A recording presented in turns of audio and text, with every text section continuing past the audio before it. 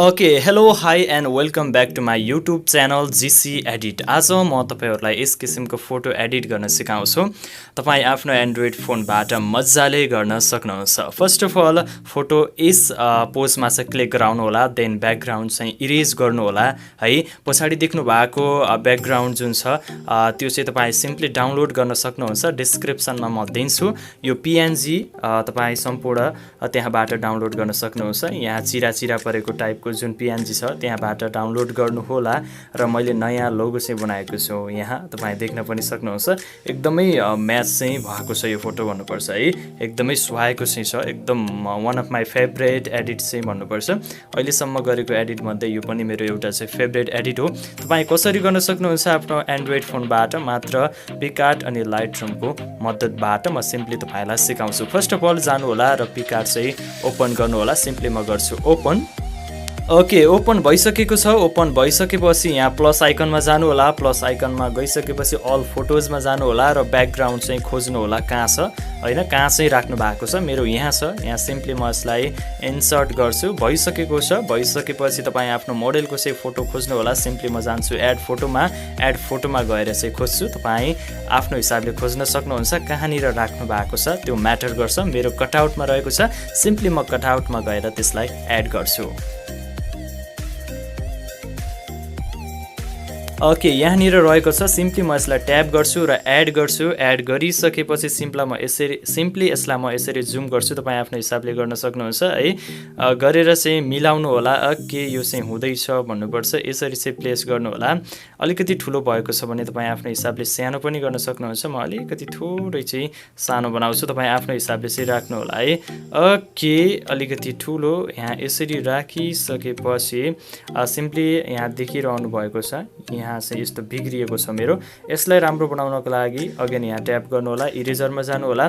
इरेजरमा गइसकेपछि यसको सेटिङ चाहिँ हार्डनेस फुल, अपासिटी फुल गरेर साइज आफ्नो हिसाबले राखेर चाहिँ यसलाई इरेज चाहिँ म गर्छु। ओके भइसकेको छ। यसको ब्राइटनेस अलिकति बढाउँछौँ हामी। त्यसको लागि एडजस्टमा जानु होला। ब्राइटनेस राख्नु होला आफ्नो हिसाबले। म सिम्पली राख्छु 20। कन्ट्रास्ट म माइनस गर्न चाहन्छु। ओके म राख्छु -10, 11 ओके 12 डन है। ठिक भइसकेको छ। ओके गर्छु। ओके गरिसकेपछि यहाँ राइट क्लिक गरिदिन्छु। राइट क्लिक गरिसकेपछि अब म पिएनजी चाहिँ एड गर्छु है। पिएनजी एड गर्नुको लागि सिम्पली एड फोटोजमा जानु होला र पिएनजी यहाँ रहेको छ, एड गर्नु होला। तपाईँले चिन्ता मार्नुपर्ने कुनै कुरै छैन है। म चाहिँ डिस्क्रिप्सनमा राखिदिनेछु तपाईँलाई पिएनजी र ब्याकग्राउन्ड। सिम्पली एड गर्नु होला। एकैचोटि मैले 4वटा चाहिँ एड गरेको छु। सिम्पली यसलाई म यता राख्छु, यसलाई चाहिँ यहाँनिर राख्छु, यसलाई यता राखेर यसलाई यता राख्छु। सबैभन्दा पहिला म सक्छु यसको काम। यसलाई सक्नको लागि सिम्पली यसरी रोटेट गर्नु होला र यसरी यहाँ चाहिँ प्लेस गरिदिनु होला तपाईँ है। ओके ओके यसरी मिलाउन सक्नुहुन्छ। यसरी आउटसाइड जुम गरेर यसलाई यसरी पनि मिलाउनु होला। ओके पर्फेक्ट भएको छ है। सिम्पली यसरी जुम इन गर्नु होला। यहाँ क्लिक गर्नु होला र यसको ब्लेन्ड मोड सिम्पली तपाईँ स्क्रिन गरिदिनु होला। भइसकेको छ। आउटसाइड क्लिक गर्नु होला, देन यसलाई मिलाउनु होला। आउटसाइड क्लिक गरेर फुल जुम गरेर यसलाई प्लेस गर्नु होला। साइज आफ्नो हिसाबले राख्न सक्नुहुन्छ है। ओके म यतिको राख्छु र बाहिर आएको भाग तपाईँ सिम्पली इरेजरमा गएर इरेज गर्न सक्नुहुन्छ यसरी।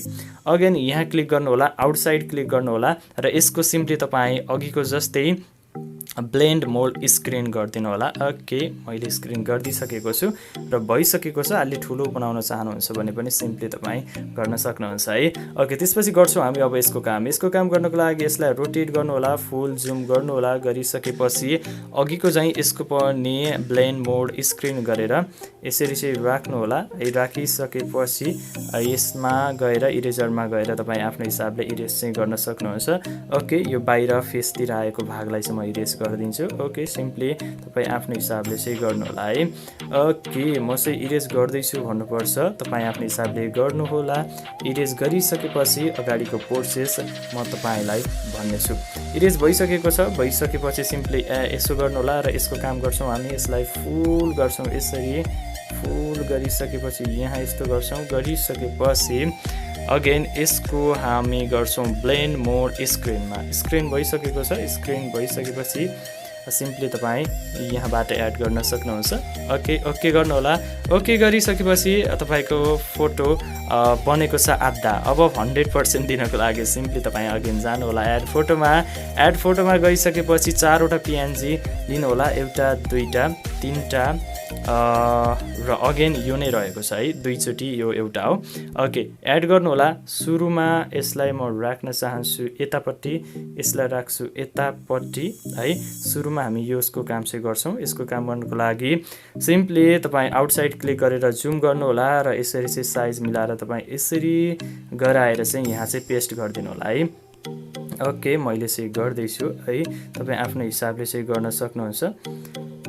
ओके हुँदैछ भन्नुपर्छ। धेरै भएको खण्डमा तपाईँ इरेजरमा गएर बाहिर आएको छ भने भाग इरेजरमा गएर सिम्पली इरेज गर्न सक्नुहुन्छ। ओके अलिकति धेरै भयो, इरेजरमा जान्छु म, यसरी इरेज गरिदिन्छु, यता पनि इरेज गरिदिन्छु, यता पनि इरेज गरिदिन्छु, यता पनि गरिदिन्छु र यता पनि गरिदिन्छु। अब यसलाई हामी ब्लेन्ड मोड चेन्ज गर्छौँ। चेन्ज गर्नको लागि सिम्पली यहाँ ट्याप गर्नुहोला र जानुहोला ब्लेन्ड मोडमा। ओके म गइसकेको छु र स्क्रिन होइन यसपालि तपाईँले गर्नुपर्ने छ ओभरले है, याद राख्नु होला, स्क्रिन होइन ओभरले गर्नुहोला र सिम्पली तपाईँ 4वटालाई नै यसरी नै गर्नुहोला। म यसलाई चाहिँ अब फास्टमा देखाउँछु।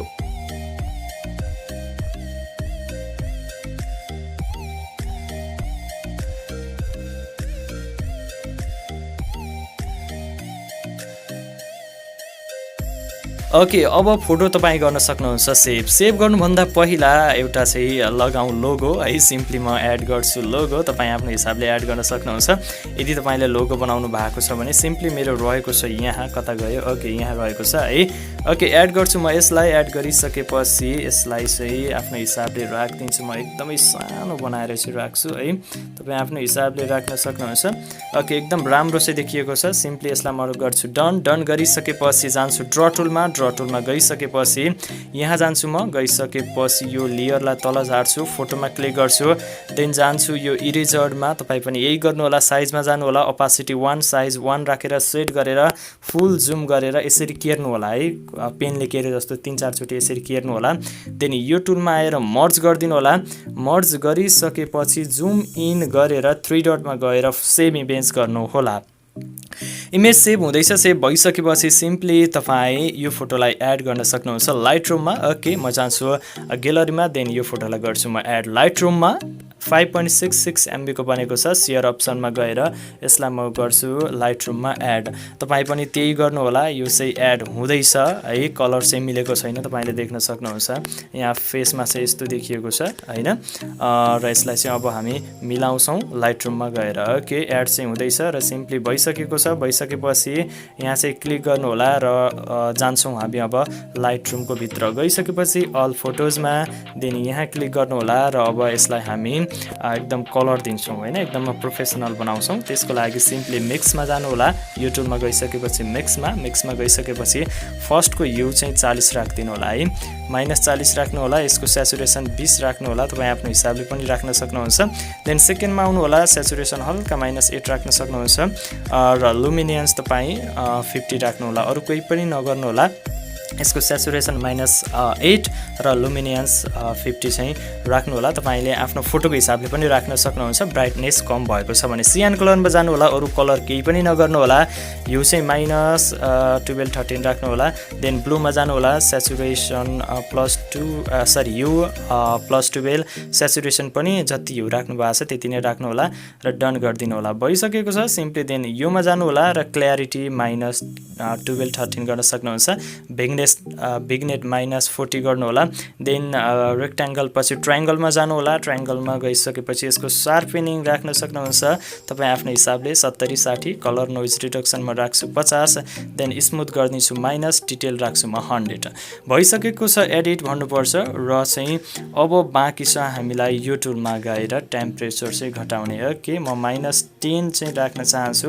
तपाईँ आफ्नो हिसाबले राख्नु होला है र अलिकति क्ल्यारिटी अझ म माइनस चाहिँ गर्छु, तपाईँ आफ्नो हिसाबले पनि गर्न सक्नुहुन्छ। ओके म चाहिँ 18 राख्छु है र टेम्परेचर -10, भाइब्रेन्स तपाईँ राख्न सक्नुहुन्छ 8 जति राख्नु होला र सेचुरेसन चाहिँ हल्का चाहिँ माइनस गर्नु होला, -4 चाहिँ म राख्न चाहन्छु है।